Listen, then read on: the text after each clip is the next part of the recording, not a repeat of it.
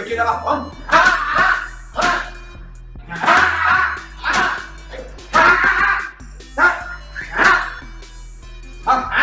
落在龙舟。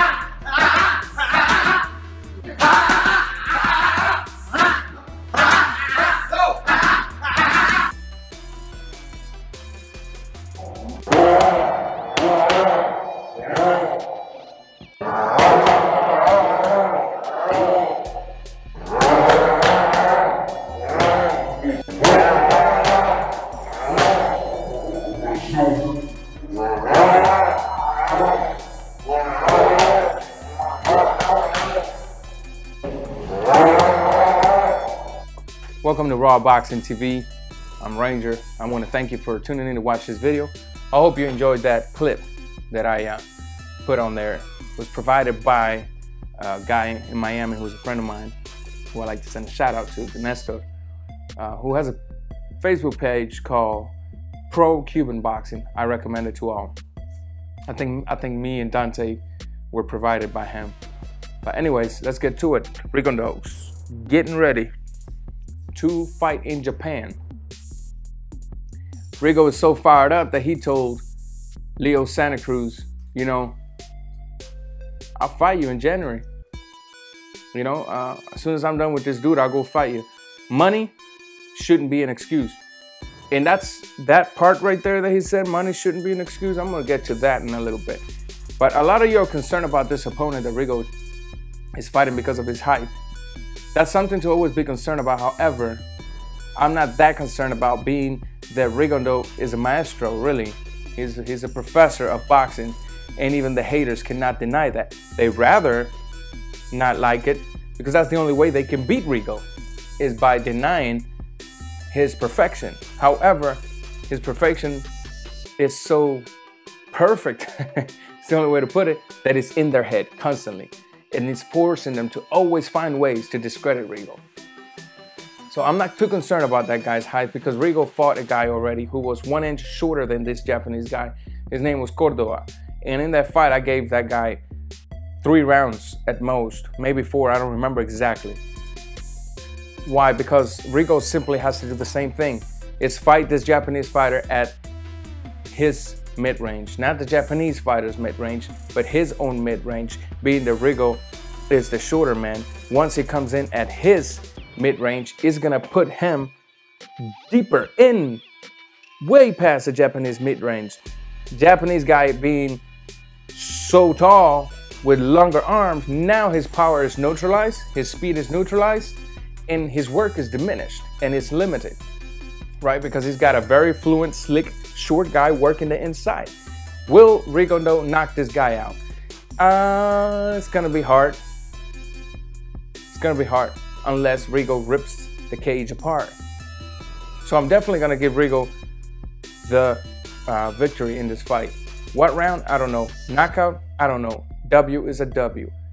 Why did he tell, and I'm glad he put it this way, why did he tell Santa Cruz money shouldn't be an excuse? Well, because the last time I checked, you know, you got Santa Cruz daddy coming out to defend him, right? But the last time I checked, Mr. Santa Cruz, Rigondeaux is the highest paid, 122, period. When you consider the fact that he doesn't have as much sponsors and he's making that money, he's the highest, 122. And this goes not only to Santa Cruz, it goes to Quigg, Frampton, everybody. But not only that, the man at 122 was Nonito Donaire, right? Who was Nonito Donaire's biggest purse today, up to date? Who was? It was Rigondeaux. And you might say, well, who was Rigondeaux? It was no need to donaire. Great. That means, Santa Cruz, that you can come in, fight Rigo, stop using the excuse that he runs, because let me tell you one thing, Rigondeaux's last 3 fights, he ain't run. The only one that was running from him was Agbeco, right? So that excuse is also diminished. But have you noticed how anytime you guys post an excuse, Rigo eliminates it and you guys keep actually using that excuse? You guys are running out of excuse. And it's gonna get to the point you guys have to accept that Rigondeaux is all of y'all's daddy. Is Santa Cruz daddy, is Mares daddy, is Frampton's daddy, anybody's daddy. And it's gonna be like that, period. No, Rigondeaux does not run. Rigondeaux uses the ring, pulls you out of your comfort zone. Rigo is not a boring fighter. It's just that his perfection puts his opponent on a state of mind that's like shocked. What do I do now? Every time I try to do something to him, he's got something to answer back. So now his opponent is not offering a good fight because this guy has an answer for everything. It is simple, guys. Appreciate perfection. It'll lead you to really know more about boxing instead of following the same bandwagon. He was a runner. Yo, you guys sound so cheap. You guys sound so dumb. You guys, your knowledge seems to be so microscopical that you pretty much given even a bad name to your people. Really, because you guys are so dumb on these comments that really doesn't make any sense how you guys come up with those comments.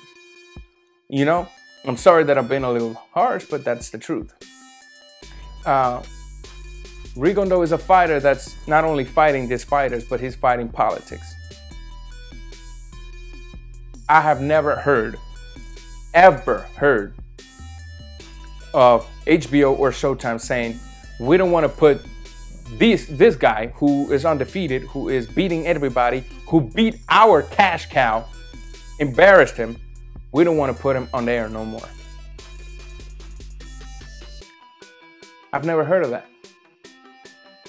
Never. And so I think if Rigondeaux was Mexican, Rigondeaux would be like Floyd Mayweather.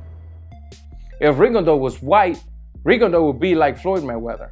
If Rigondeaux was Puerto Rican, Rigondeaux would be like Floyd Mayweather. That big, right? A lot of you say, well, you know, the reason some fighters are so big is because, you know, although they're not that good, they have such a great story behind them. Please listen, you know, with all due respect, I think very little fighters out there have the stories that a Cuban fighter has to offer, period. Very little. So it's time that you man up, take your tampons out, change your thongs and put on boxers and admit, start thinking through yourself instead of, let me see what such and such has to say so then I can give my opinion. Because, you know, I don't want any pain in my life. I don't want any hurting in my life. And I'm afraid that if I admit that Rigo's beating the guys from my country and my guy is like afraid of his, then I'm afraid that my other peeps is gonna come at me. Be a man. Póntelo bien puesto. Right? And that's pretty much it. Think about it. Raw Boxing TV. Subscribe. Till next time, I'm out.